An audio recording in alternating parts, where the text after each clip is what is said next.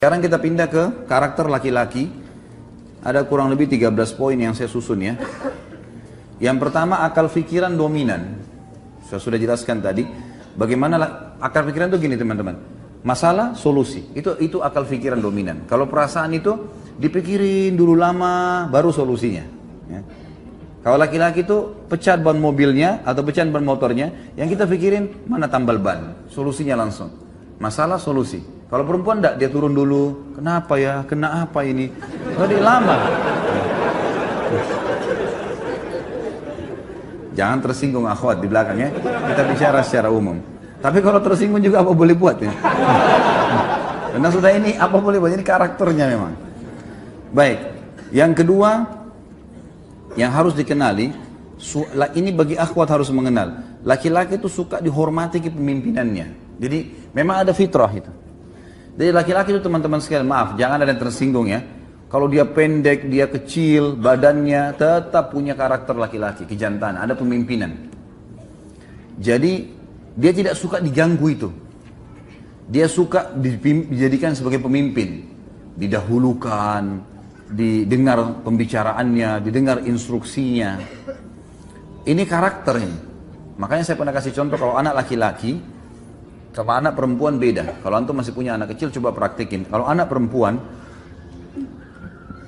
kita berikan makanan teman-teman sekalian, taruh di piring, sedikit antum bukan dilempar ya, tapi sedikit disentak piring itu di depannya, silakan makan nak.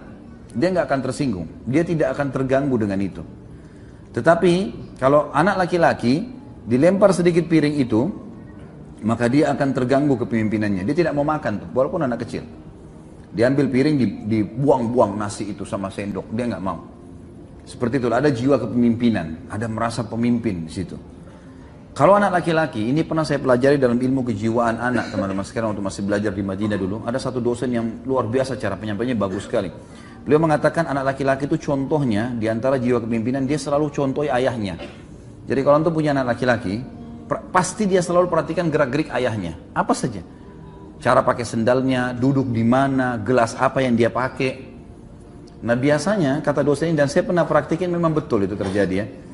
Jadi kalau ayahnya pergi, maka kalau ada adiknya, dia akan duduk di tempat ayahnya.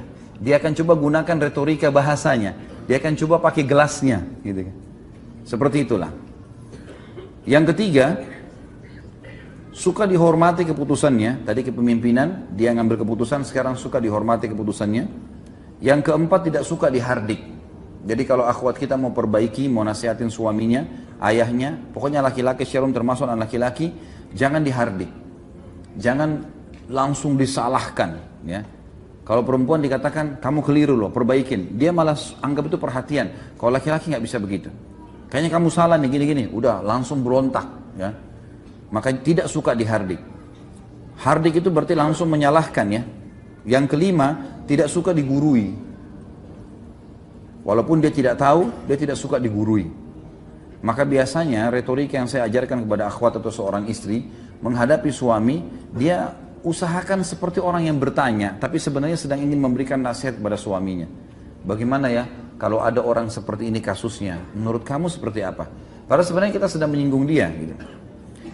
Yang keenam, suka diterima kasih. Suka diterima kasih. Jadi laki-laki itu suka kalau dia ngasih sesuatu, terima kasih ya. Gitu. Beda terima kasih dengan tadi perhatian ya. Kalau perempuan suka diperhatikan itu, biar antum tidak ucapin terima kasih, tapi kalau dilirik, dilihat, ada tanda-tanda perhatian sudah cukup. Kalau laki-laki enggak, si perempuan kalau mengatakan terima kasih ya, itu akan ada secara kejiwaan mendorong dia melakukan yang lebih baik. Yang ketujuh, suka melindungi. Jadi sifat laki-laki itu suka melindungi. Perempuan suka dilindungi tadi. Jadi memang sudah karakter itu. Orang kalau menikah, maka dia suami, dia merasa dia melindungi istrinya.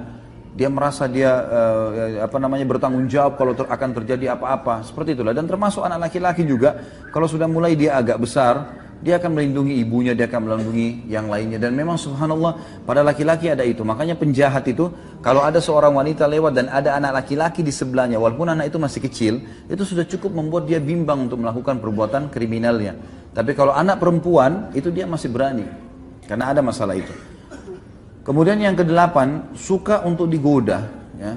Artinya di sini memang laki-laki itu suka kalau penampilan istrinya dandan, apalah, yang segala macam bahasa yang bisa digunakan ya. Dari penampilan pakaian yang seksi, yang wangi, dan itu memang dia suka.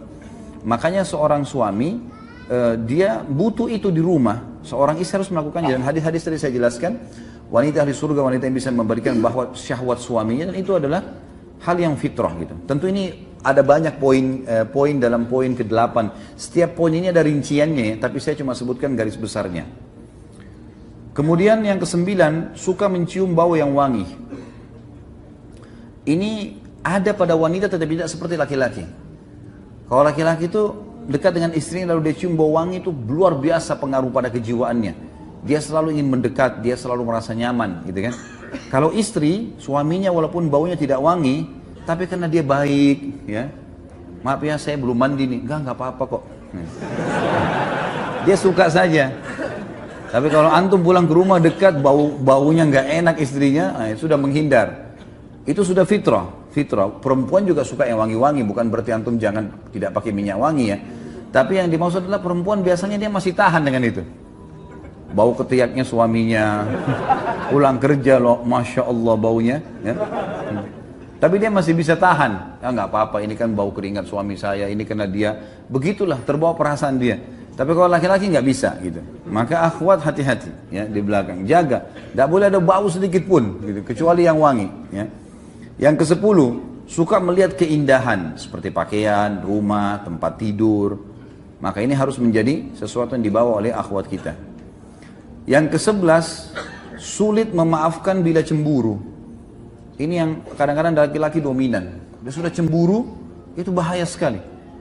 Sasarannya terus ke target cemburu itu, gitu kan? Kalau misalnya istrinya pernah jalan atau istrinya pernah dilihat oleh orang, maka dia akan selalu orang ini seperti singa mengintai mangsanya. Ini pernah lihat istri saya. Nih. Udah itu terus menerus, gitu, terbawa. Ini sulit memaafkan bila cemburu ya, dia sulit memaafkan. Dan yang ke-12 cemburuan, memang wajar. Jadi akhwat kita harus bisa faham masalah itu. Banyak orang mengatakan perempuan cemburuan, sebenarnya perempuan tidak cemburuan loh. Tidak cemburuan gitu. Dia hanya karena sayang sama suaminya, dia mau tunjukkan dengan cara itu. Tapi cemburu yang sebenarnya itu ada pada laki-laki. Laki-laki, dan sebenarnya kalau dia cemburu pada hal haknya dia itu benar dalam syariat. Makanya pernah ada sahabat yang pulang ke rumahnya lalu dia temukan istrinya selingkuh sama laki-laki lain. Lalu kemudian dia bingung harus buat apa, dia datang ke masjid, dia mengatakan, ya Rasulullah, saya temukan istri saya selingkuh, apa yang saya harus buat? Maka Sa'ad radhiyallahu anhu keluar dari saf laki-laki lalu mengatakan, ya Rasulullah, kalau terjadi pada istri saya, terjadi selingkuh seperti itu, saya akan bunuh keduanya, maksudnya saya akan rajam, hukum Allah berlaku. Kok bisa berani-beraninya berselingkuh berzina? Kata Nabi SAW, apakah kalian melihat cemburunya Sa'ad? Yaitu cemburu, Sa'ad cemburu, kenapa kok istri kemudian masih bisa berzina? Gitu kan? Maka kata para sahabat, iya ya Rasulullah. Kata Nabi SAW, saya lebih cemburu daripada Sa'ad, dan Allah lebih cemburu daripada saya dan Sa'ad. Kenapa sudah dilarang masih dikerjakan? Jadi memang ada sifat cemburuan. Cemburuan sebenarnya itu ada pada laki-laki. Yang ke-13, mau didahulukan dalam segala hal. Ada bedanya sedikit dengan tadi kalau perempuan mau mendominasi ya. Mendominasi dalam arti kata ini dia mau, dia didahulukan, dia kalau mengambil sebuah keputusan, dia coba supaya hadir di situ, dia yang coba mengatur. Nah ini harus dikontrol. Tapi kalau laki-laki memang mau didahulukan dalam segala hal. Kalau kapan istri mengatakan ya sudah, ambil saya keputusan, saya tinggal ikut, maka itu jauh lebih kena dengan karakternya. Allahu a'lam. Jadi ini kurang lebih yang saya bisa susun teman-teman sekalian. Tentu masih ada bahasan berhubungan dengan masalah ini, tapi saya berikan garis besarnya saja. Perasaan kalau tema sekarang kita